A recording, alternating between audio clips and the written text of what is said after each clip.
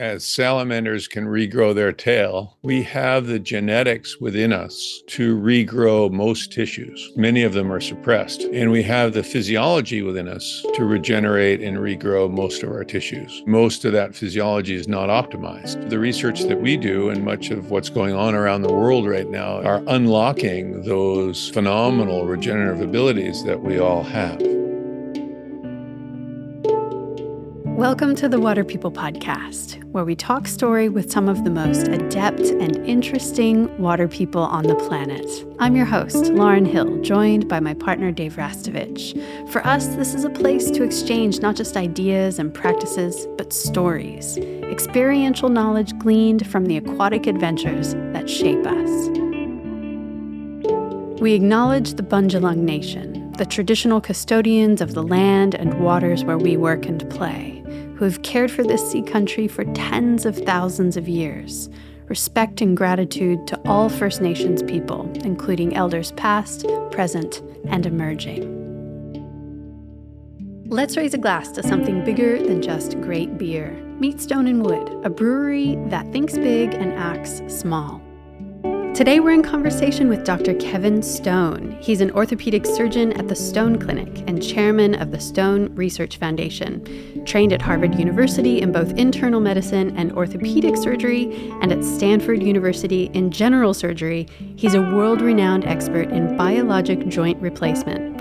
Dr. Stone has served the U.S. ski team, the U.S. Pro Ski Tour, and various ballet organizations, and has aided the U.S. Olympic Training Center. His innovative work in the orthopedic arena has led to multiple awards, publications, and grants, and has resulted in approximately 50 issued U.S. patents. How are you today? Good. Are you comfortable? I mean, like physically, are you comfortable in your body?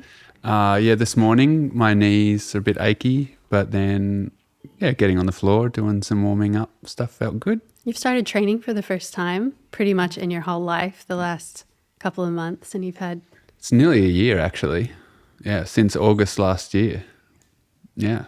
Really? August is in 2 months. Wow. Yeah. Okay. I know. Because I was doing it yesterday going, holy moly, I've been doing this a while. You've never really had to put energy or effort into your physical No, well, form. I was tortured as a young athlete into being like a young horse racing human when I was little. I just swam the black line in the swimming pool so much. I did so much paddling and running, doing the whole life-saving thing as a kid that it really turned me off anything of that nature. Structured. Yeah. Especially time, right? Just schedule and and I just have always felt that the best thing for surfing is surfing. Yeah. You know, it just and this really conversation is. with Dr. Stone kind of validated that. That was unexpected. Yeah, totally, because I'm not that intelligent, and there was not much to my to my idea of that other than it's really fun. I want to surf more than I want to do any other physical activity. But really, there's something to it. Yeah. And we know that. We're surf rats. You know that. Yeah. Who are you when you're not surfing? No, and then who are horrible. you when you're surfing? We didn't Lauren? we didn't get to talk with him about that, but I wanted to talk about the sort of mental addiction. He did talk about it a little bit, and in his book he goes into it further. Dr. Stone's book, Play Forever, is such an easy read with so much wisdom and practical advice for caring for our earth suits. I've been working with an exercise physiologist, John Comer, for the last few years, maybe 3 or 4 years now. Yep. It feels like a good stretch. And he has made such a huge difference in my life. I feel stronger in my paddling in particular than I ever have been. And I really boil that down to weights and being able to do chin-ups now. It just makes a huge difference in my experience of surfing and the longevity of paddling that I have now that's so much better than it ever has been. And becoming a mum. And becoming a mom. Yeah, well, that made me want to try. Yeah. Like that was a turning point for me physically where I was like, am I going to keep stretching my surfing experience? Am I going to keep trying to have aspirations, or am I okay to just plateau and not work at it? And so I had to come to that point in myself. Like, am I willing to put the energy, the time, and the money toward training? Why are you smiling?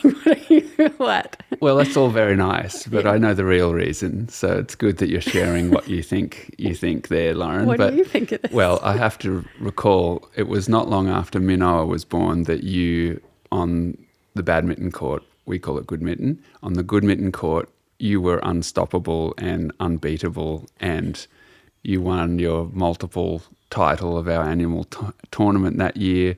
And that was just mum reflexes. Yeah, but I think it gave you a taste of just how good it feels to feel good in your body, you know, especially after lugging around a baby in your belly for X amount of months and all of that, and having to be in bed rest and everything for so long. I really saw the lights turn on when you were holding that trophy. And well, Dr. Stone says that's it. We just like to win. Yeah. You know, but there is something to it. And I think also there's this thing where I've heard you speak of women in their 30s and into 40s sort of drifting away from surfing. And I've heard a bit of sadness in your voice when you say that, when you speak of people you know who may have gone that route. And I can relate. I feel it very deeply and in a perplexed kind of way when I hear people have stopped surfing. Do you see it with your male friends too? Not really. Much. No, more rigidity. Rather like they'll doggedly stay at it and then just be like, there's only one way of surfing. Yeah. So there's like this rigidity, which also Dr. Stone speaks of, and it's that aspect of this conversation with him that I think is so wonderful, is just illuminating things that we perhaps feel and see in our communities all over the world, really. It doesn't really matter culturally. It seems like men and those of us aging can calcify, especially men, and get rigid. I mean, that's the trajectory unless we put energy into not. And when we're young, we can't really focus. We're all skitsy. And so I really love, you know, like, so if you're doing long distance things, being a tad older is actually a real advantage. Yeah, you can maintain focus. In our conversation. Yeah. And he also started, I didn't dive into it specifically, but he speaks in his book about the gendered difference in sports performance over time. And he says, quote, "Gender matters. My female patients overwhelmingly outperform my male patients in patience at every age. Many top women runners and triathletes don't even start their sports until after age 30. After an injury, they quickly reset their priorities by introducing more balance into their workouts." And he talks about the importance of balance as a foundational skill and indicator of fitness. And he continues on, maybe that's why they excel at older ages too, more than their male peers, because of patience. I thought that was interesting. And the way he speaks to the physical challenges of age as something to rise up to, he also speaks to the benefits of age, the wisdom of patience and focus. Yeah, singular focus, being able to shut those conversations down in our head and the fractured nature of our busy minds and just have a singular focus, which is so great because, you know, we all think, oh, you know, we should have lots of things to be grateful for as we get older and stuff. But it's like, well, what are the specifics? What should I be grateful for? Oh, I should be grateful for having a mind that isn't so skitsy, to put it simply. Like, remember back to our 20s and late teens. So long ago. And it was hard. I actually think it was hard. And we've spoken with people in the podcast over the years where we touch on this. You hear of people like Jane Fonda speaking of this amazingly, how hard it is to be young. Sure, you've got all these physical capabilities, you're rubbery, you've got all this flexibility, blah, blah, blah. You don't have a hangover flailing. in the morning. I feel like I was just flailing. Psychologically, emotionally, you're all over the shop. Yeah. And I don't think it's that healthy when we have such a culture of youth obsession, like obsession to the point where we manipulate our faces and our bodies just to have the look of youth. Without as much care for the functionality and the kind of fitness that Dr. Stone speaks to, which is just basically just being able to do the things that you love to do. Yeah, exactly. So great. And I really am stoked that you put in the time to get the time with Dr. Stone, because he's such a beast of a human, really. He's just doing so much research, so much care for people, so much care for himself as well. I'm sure he's got a huge, amazing family, just an incredible guy. And then that nature of the conversation where he quite easily could have rattled off so much surgical and anatomical, psychological knowledge that would have overwhelmed us, much like when most of us visit a doctor and they start rattling off terms that we are unfamiliar with, and you just feel like and often putting fear. They often GPs plant a sense of fear. I remember I tore ligaments in my ankle quite a few years ago now. I was in my 20s, and I went and saw a GP, and she said, well, look, you've probably torn ligaments in your ankle. There's no point in getting a scan.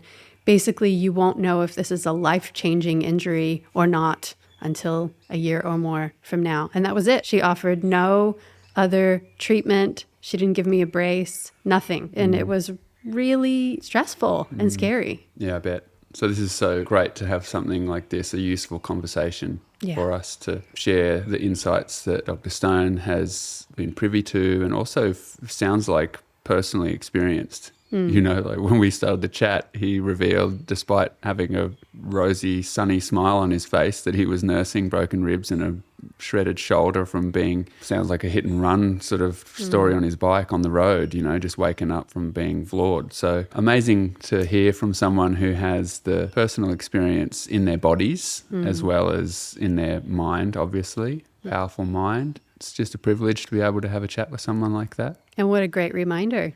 If you want to play forever, you just have to keep playing. Play now. How good is that? Yeah, so great. Well, we'll jump right in. Your time is very precious. We always begin by asking our guests about a time or experience after which you were never the same. Would you be willing to share a story like that with us today, Dr. Stone? Well, I think I'm never the same after this past 2 weeks. So I was out on an elliptigo, which is like a bicycle, but it's a vertical elliptical machine on the road. And something took me out. We just don't know what, because I don't know what it was. And broke my scapula and my ribs, a lung contusion, a little head bump because my helmet was shattered. I spent the last 2 weeks dealing with the pain and recovering from the injury, but also meeting my obligations as a surgeon and physician for people who come to see us. So it's been a little tricky few weeks. Wow. So will I ever be the same from that? I don't know yet. Wow. That is extreme. Have you ever had an experience similar to this? You know, about 25 years ago, I crashed on my bike, but didn't have all the broken bones. So this is a crash with broken bones. That just reminds you of how fragile we all are and how lucky we all are. Listen, you know, broken bones heal, head bumps heal. We're fortunate that we know they will heal. You just have to deal with the pain during the healing time, which is still tough, but the confidence to know that you can heal and that, as we like to say, you can use your injuries to come back fitter, faster, and stronger than you've ever been if you use them correctly. You know, I'll need to walk the talk. Wow. That is an extreme application of those ideas for you right now. It makes me think of a fellow in the professional surfing world, of which Lauren and I are a part of, around 20 years ago. His name was Rob Roland Smith, and he was a fitness guru / fanatic in Australia here who worked with a lot of lifeguards, the Ironmen, who are extreme athletes down here in and around the ocean, but also with professional surfers. And one of his lines that became really well known, I'm not sure if I agree with it, but one of his lines was, "Pain is just weakness leaving the body." And it was an interesting one, but it made me wonder what you would think of that if you heard that line and your idea of pain, especially now considering you're going through it. It makes you think, doesn't it? You know, I think it's a reminder more of how wonderful it is to not be in pain, because you're so appreciative. And often we don't think about how fit we are, how healthy we are. We often think about, oh, I'm not fit enough, I'm not strong enough, I'm not this or that. And I don't think we appreciate when you're not in pain to just take a pause and take stock of how lucky you are and how appreciative we all are to be able to do the sports we love to do and do them more and smile when you're doing them and appreciate those times. I think pain's a pretty good reminder to our patients of pay attention, think about how to help that area of the body heal. It's talking to you.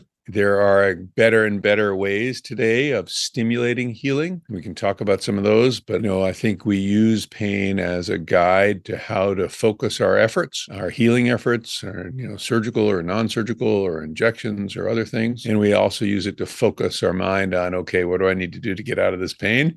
And how do I do it well without causing other problems? Dave and I were in the lineup at one of our local breaks just a few weeks ago, and a middle-aged guy, he was maybe in his mid-40s or 50s, he paddled past after catching a really beautiful wave, and he was obviously an experienced surfer, and he said something to the effect of, I've had my 3 waves, that's about all my body can handle these days, getting old sucks. The blurb on the back of your book asks, quote, why are some octogenarians competitive athletes while others struggle to walk upstairs? Can you speak to the paradigm of aging that most of us have inherited and how we can choose something different than, say, what our parents have chosen?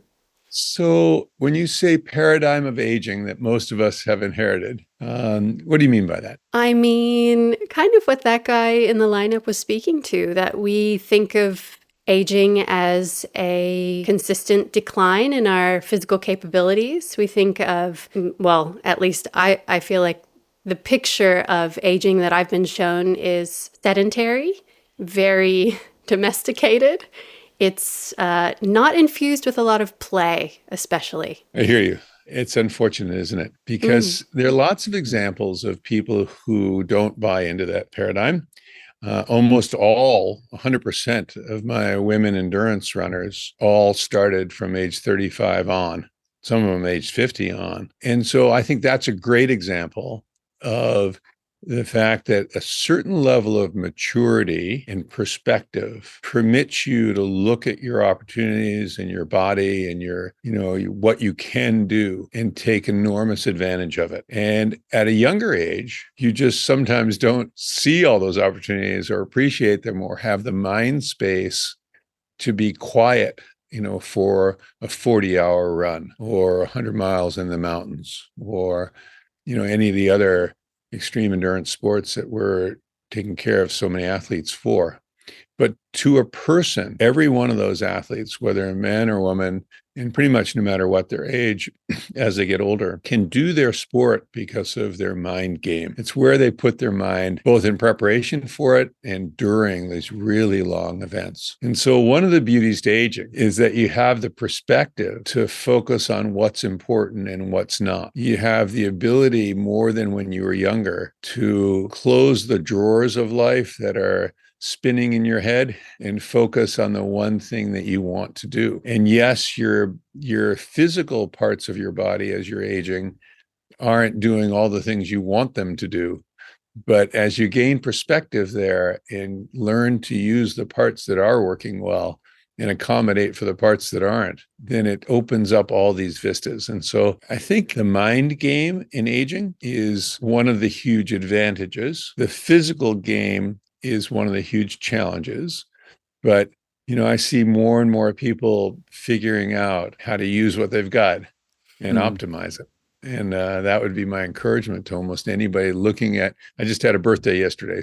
And it's interesting, the cake that they just gave me today focuses on one of the things I'm always, talking about, because it's our research team. We have a public nonprofit research foundation here. So we take care of patients, but we also do a lot of research on how to make all these treatments better and better and better. And being a typical surgeon, I'm impatient. And so the top of the cake was a year older than I am having a birthday for. I guess it said one of my phrases of make tomorrow happen today. And so you can look at aging lots of different ways, but I think if you look at it from an opportunity point of view, it's more helpful than not. Well, happy birthday too. Thank you. You mentioned research, Dr. Stone. Many of us, most of us maybe, forget or become frustrated by the fact that medicine is a practice and that the science is constantly changing. What has surprised you most in your work in terms of revelations about the human body and what it's capable of? I think we forgot that as salamanders can regrow their tail, we have the genetics within us to regrow most tissues. Just many of them are suppressed. And we have the physiology within us to regenerate and regrow most of our tissues. But again, most of that physiology is not optimized. And so much of the research that we do and much of what's going on around the world right now in terms of stem cells and biologics and PRP and other things are unlocking those phenomenal regenerative abilities that we all have. I think that's the most fascinating part of the research that we do and most fascinating part of this field that I'm in today and will continue to expand. We're both surfers by trade, and many of our listeners are also surfers or water people of varying types. Surfing has a very particular set of bodily requirements, as you know, and unlike running, it's a very asymmetrical practice. What do you see in your clinic as the most vulnerable parts of a surfer's body? So in the younger people, younger surfers that I care for, it's almost always shoulder injuries. I see so many shoulder dislocations, shoulder injuries from our surfers that it's really an unsafe environment for them to be in with a shoulder that will dislocate. So for them, it's a sports emergency.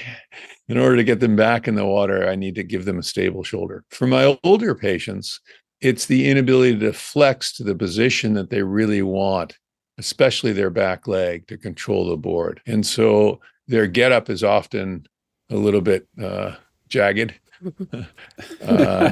And then their ability to control their back leg and really get in a flexed low position declines as they get a little stiffer and older or have more arthritis. But that doesn't mean they have to be out of the water. It just means they're not quite as elegant as they used to be.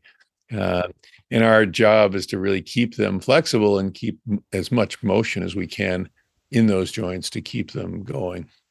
Is there any rule of thumb that people can follow if we were transitioning out of that younger phase of blown out shoulders and moving into the phase of semi-rigidity in the body? It's a universal problem. I think everybody knows that if you warm up in the morning and warm up before you get in the water, you're probably more flexible. If you do most of the anti-inflammatory things that we think are reasonable, you probably shut down some of the inflammation in the body that limits range of motion. The only supplements we've seen that make any significant difference seems to be both glucosamine and possibly fish oil, although fish oil recently has gotten a bad rap relative to potential cardiac irregularities. But there are no other supplements that we've seen and no other techniques that have solid enough data for me to say to one person and another, this is what you should definitely do. So as with most sports, the only thing that really works is if you do what you like to do. So if you like to do yoga or Pilates, or you like to do something where you're getting, in the pool before you get in the ocean, or pick the thing that you can stretch in and become more limber in. If you like doing that activity, you're far more likely to do it before you go out and play. So I think take an inventory of what things you have around you and what you really like to do, and create your surfing program where you take a little bit of time to do that every time before you get on the ocean. You mentioned inflammation in there. I think that's a really interesting area. I just had a little bit of a surfing accident last week where I kicked a fin out of my board with my top of my foot. My foot swelled up like a football for a few days and then has calmed down now. It got me thinking about a passage in your book where you inquire and look into the idea of rice and nice and the whole idea of what we do with inflammation and two types of inflammation. Are you able to speak to that for us? So inflammation generally we think of in a bad way. But in fact, inflammation is the first part of healing, meaning if you have an injury and you don't have inflammation there, you're never going to heal, because it's the body's response to that injury, increasing blood flow, increasing cells, increasing all the properties of the cells that help take dead tissue away and lay down new collagen fibers. So you need that inflammatory model to start off your injury recovery process. And then that model needs to modulate and slow down and lay down new collagen and go through a quieting period of healing. And then in other stages where you just have inflammation but no injury, the sort of micro injuries of overuse injuries, where you've done something too repetitively, you've stretched too hard, something happened that created a swollen tendon or a swollen joint. That kind of inflammation we want to suppress, because fluid in the joint generally has what we call degradative enzymes in it, material that breaks down collagen and breaks down the cartilage inside the joint. And so there we're trying to shrink that inflammation through ice and massage and active motion that reduces inflammation and all the things it takes to create a healthy healing environment. And today we have injections that help that as well. PRP has become extremely popular. We always combine it with a lubricant called hyaluronic acid to try to distribute it around the tissues and joints to accelerate healing. There's a whole field of research around birth tissues because nothing's growing faster than the fetus. And we know that the tissues around birth tissues, whether they be Wharton's jelly or amniotic membranes, are loaded with the growth factors that we want to induce healing. Right now in the US, they're only approved for wound care in hard to heal wounds. But we had done a study before they were taken off the market, looking at their effect in joints, and they're potent recruiters of the body's own stem cells, and they're potent stimulants to healing. And so I think in the future, you'll see them come back in the marketplace in various forums for treating joint injuries and inflammation. I'm recovering from a shoulder injury. I've recently added hanging into my daily practice, a couple minutes a day. That's felt better as the injuries healed up a little bit. You mentioned before that we should do the things that we enjoy to do, but in your book, you mention the 6 dumbest exercises. I was curious to ask you about, in a perfect world, what are a couple of best practices for a surfing body in particular? Well, number one, be sure you don't hang by the neck. Yes. So when you say hanging, make Yes, sure that's clear to people what you mean. And but I'm really passionate about the fact that the best thing for you to do is the thing you love to do, or willing to do, enjoy doing, because everybody we teach how to do a whole range of stretches, a whole range of rollers, a whole range of ball exercises. They just do them for a little bit while we're watching them, and they tend to go out and buy them maybe and then give up, and they sit in the corner of their house or their gym. So be honest with yourself and look around and say, okay, what tools do I have that I really enjoy doing, and do them. And that's by far the best advice. And it can be simple things from, curling off the side of your bed to hanging off a pull-up bar to a full-on Pilates reformer to just using a ball to using stretch cords in a good way so that you don't get limited. What happens when your joints have limited motion is that you're bearing on a smaller area of articular cartilage, and therefore you're increasing the load there and rapidly increasing the wear pattern. So the reason why it's so important for you to work on joint mobility is not just because you'll be a better surfer, but because you'll use more of your joint and diminish the wear patterns that can occur once you get very limited. So motion is key. Please stay tuned while we take a quick break to acknowledge the folks who help make our podcast possible. Let's raise a glass to something bigger than just great beer. Meet Stone & Wood, a brewery that thinks big and acts small, right from the heart of Byron Bay. Stone & Wood isn't just about brewing beer, it's about building a community. Certified B Corp and driven by environmental and social responsibility, they're all about making a positive impact one sip at a time. Their philanthropic arm, the Ingrained Foundation, supports local grassroots organizations, channeling funds and volunteer hours straight into the communities they call home, focusing on environmental and social causes close to the heart. Here's to Stone & Wood for crafting exceptional brews and for making a tangible difference in our Northern Rivers community. Patagonia is in business to save our home planet. Founded by Yvonne Chenard in 1973, Patagonia is a surf and outdoor apparel company based in Ventura, California. As a certified B Corp and a founding member of 1% for the Planet, the company is recognized internationally for its product quality and environmental activism, as well as its contributions of nearly $230 million to environmental organizations. Patagonia's unique ownership structure reflects that Earth is its only shareholder. Profits not reinvested back into the business are paid as dividends to protect the planet.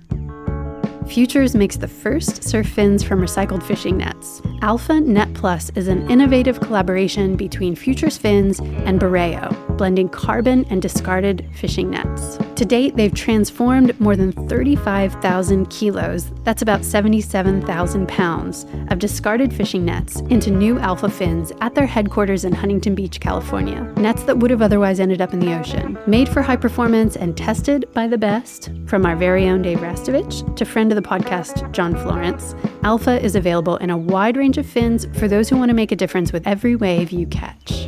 Learn more at futuresfins.com. The best summer surf seasons go hand in hand with fried eyeballs.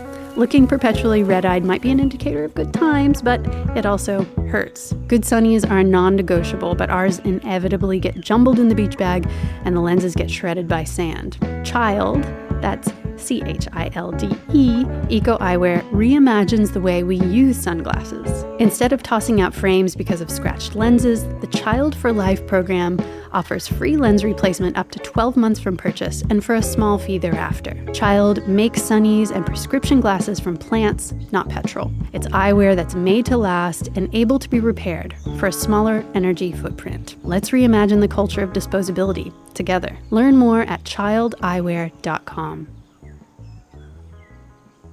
From an orthopedic perspective, what does water have to do with healing and health? Meaning being in the water? Any way you'd like to take that word, water. So many ways. First of all, it's your go-to beverage on your desk. Yes. All the time. Cheers to that. And it really should be your go-to beverage before you pick up almost anything else. Because if you have a glass of water before you pick up the fork, if you have a glass of water before or in between every alcoholic drink, or if you're going to a bar or somewhere, you'll reduce your toxins and you'll increase your satiation just by the water. You'll decrease your unnecessary caloric load. You'll fill up with the water. Your brain works better hydrated than dried out, which is why in the morning when you're all desiccated in the morning, you may not be quite yourself. And then you put coffee in there and everything else to make yourself worse. So just think about the fact that hydration helps every cell in your body work better, and that you're chronically a little bit dehydrated because the environment you live in, the fact you don't lift up the glass of water often enough, the fact you do things to your body that cause you to lose water, including the things you eat and drink. So you're at a relative deficit often during the day and night for sure. So, and often, especially as you age, the thirst stimulus sometimes declines, often in aging. So even though you're thirsty, you forget to go get that glass of water. And the worst thing is, oh, I didn't drink water all day, so I pour it into me at dinner or in the evening, and then you're up in the middle of the night taking a pee. So, trying to load your water in the mornings and during the day so that you're pretty well hydrated by the time dinner time comes along is a lot better way to have a good sleep than it is to load up in the evening. So that leads you into sleep hygiene, which is one of the really important activities to become a better surfer. If you're sleeping well, you're going to be better when you're on the water. You're just more alert and happier and not so tired. And people forget that sleep is one of your major sports, and you need to become a good athlete sleeping as you do anything else. What are your sleep hygiene rules? Yeah, there's so many. First place is comfort, of course, and cool temperature, so that it depends on, some people like to be warm, some people like to be cold, but I like to be very cool. So windows and fresh air and all the things that create an environment of peacefulness is a big part of it. Sleeping with someone you love is a big part of it too. So if you can make that happen, it's a good idea. And just doing the things that cause you to be comfortable and avoid the things that cause stimulation in the nighttime. So caffeine at night, excessive water at night, excessive food before bed, and all the little simple things. Dessert just before going to bed is a terrible idea for your glucose because you'll bounce a few hours later. A cocktail at night, you'll usually get up 3 or 4 hours later to get rid of that alcohol and alcohol effect. So just sort of looking through your diurnal input, biasing your nutrition and hydration to the morning is a really good first step towards having great sleeps. We see a lot of older surfers around us right now dealing with hip replacements, knee replacements. I've heard you say that about 80% of people who are recommended to have knee replacement don't actually need one. Can you talk us through the science behind that? Sure. So just so everybody's on the same page, so in a knee replacement, you're putting a metal cap on the femur and a tray on the tibia with a high molecular polyethylene insert in between. And so the old days, that involved removing a lot of bone and having these big pegs into the bone. And the knee joint that was created from that kind of surgery was nothing close to normal. And today, we can be much closer to a resurfacing knee joint replacement because of robotics. Robotics provide a tremendous amount of precision, and building a 3D model of someone's knee permits you to put the components on the knee before you ever go to surgery. But the most important thing, of course, is to try to avoid having a knee replacement in the first place. And so many people who call us up say, listen, my doctor's told me I need to have a knee replacement. And when they send us the x-rays show either that they're bone on bone in one part of the knee, but not the entire knee, or they have pretty good joint space, especially by the MRI, and it's the cartilage, the bearing surface of the joint, or the meniscus cartilage, the shock absorber of the joint that's worn out. And so in the first part of that, where only one part of the joint's worn out, we can do a partial knee replacement. So it's like capping a tooth rather than doing a full set of dentures. And so you just cap the worn out part. And therefore, the knee feels so much more normal because we haven't touched the ligaments. We haven't touched anything in the knee other than just the worn out part. And that's a great choice, but very few surgeons offer that to their patients because really without robotics, partial replacements were nowhere near as good as they can be today. Then lastly, there's a biologic joint replacement. So people who have damaged their cartilage, but there's still joint space, we can put back a new meniscus, a new shock absorber for them, or we can regrow their articular cartilage, the bearing surface, using something called an articular cartilage paste graft.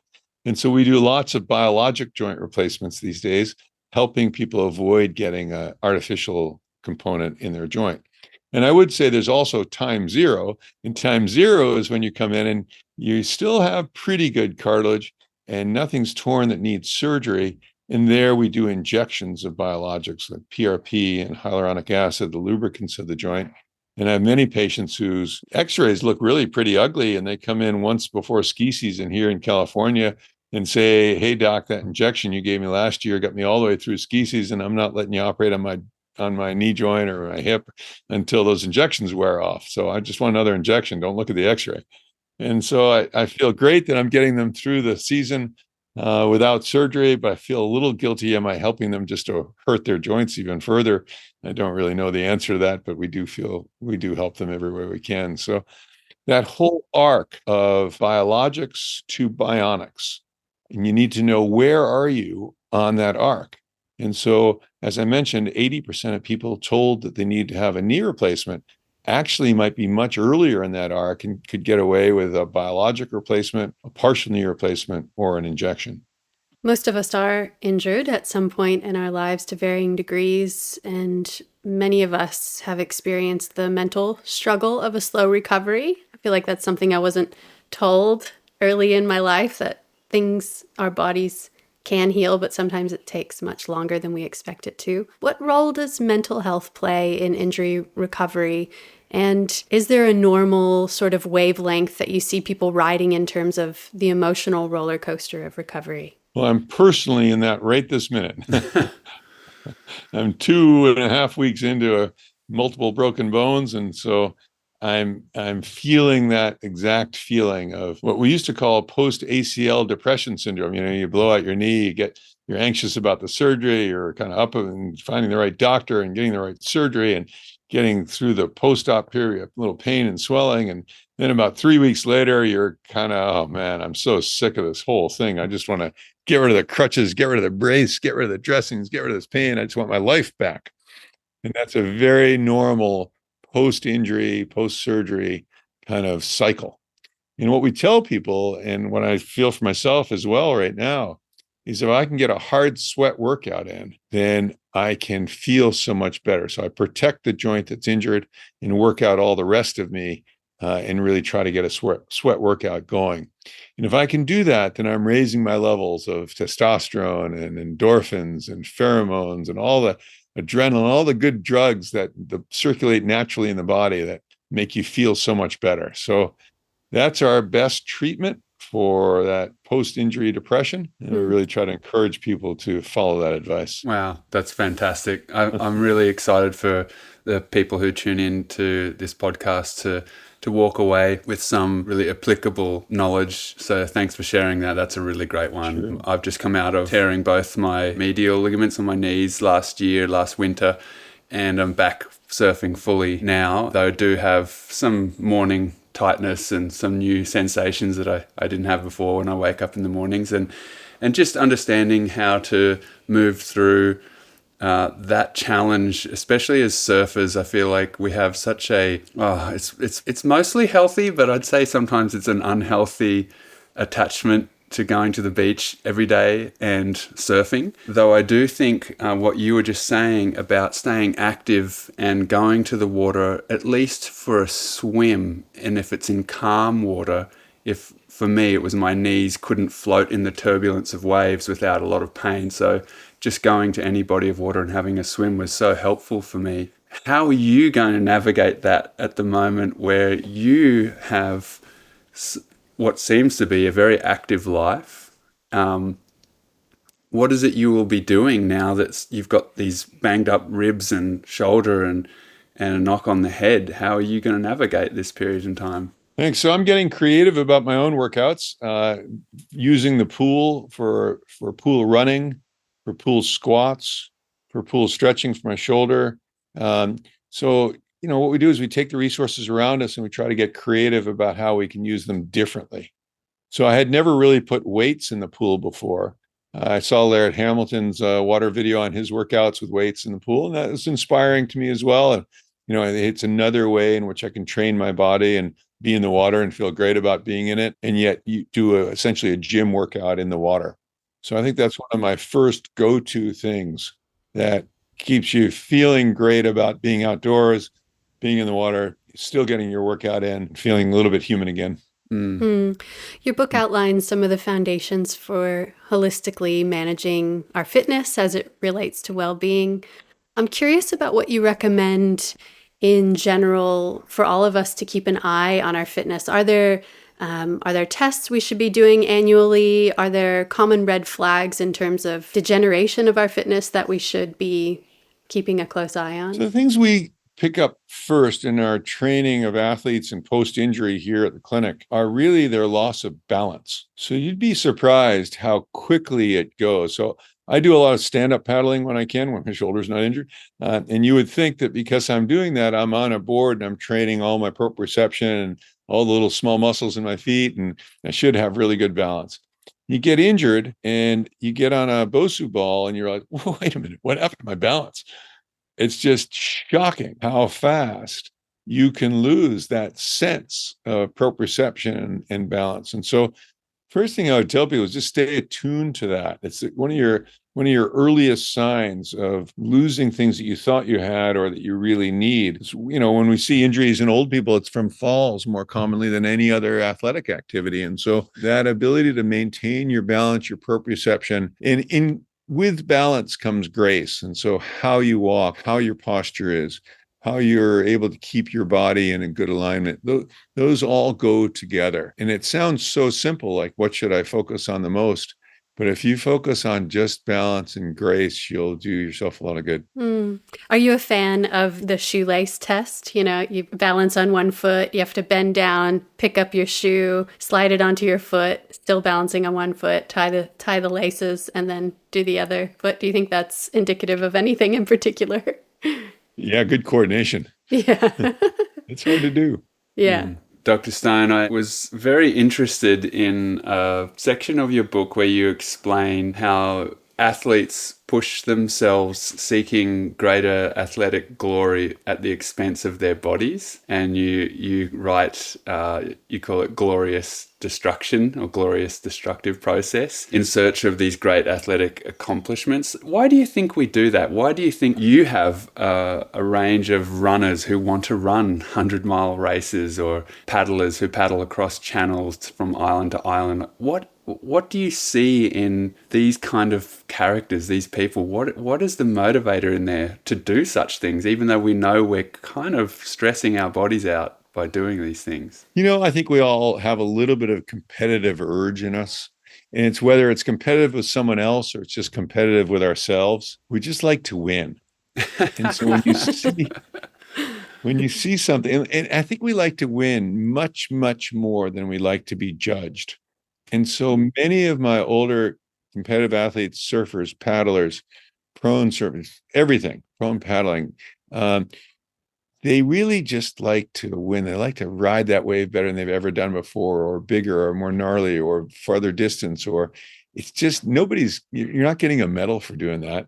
You're just getting your own internal sense of I did it.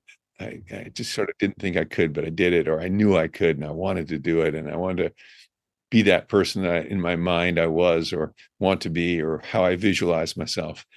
And I think that's super healthy. And it doesn't matter how far it is or how hard it is or how difficult it is. It just matters that you went after it. And I think that's what keeps you alive. It keeps you creative and keeps you, when you're 95, we just hosted my nearly 90-year-old grandfather this past week.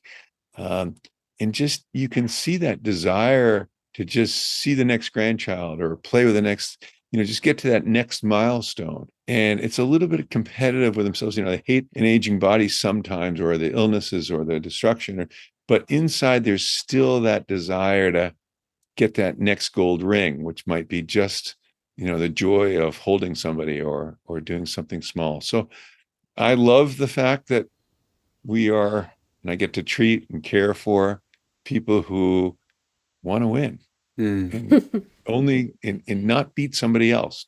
Winning is winning internally. Yeah, that's wonderful. I love how you put that. Is there a tipping point we can look for in ourselves where it's getting a little excessive and perhaps our earth suits, our bodies are really stressing when we have that goal in our mind? Is there something, that you can look out for where it's becoming an unhealthy obsession? You're asking for yourself, I Yes. can say.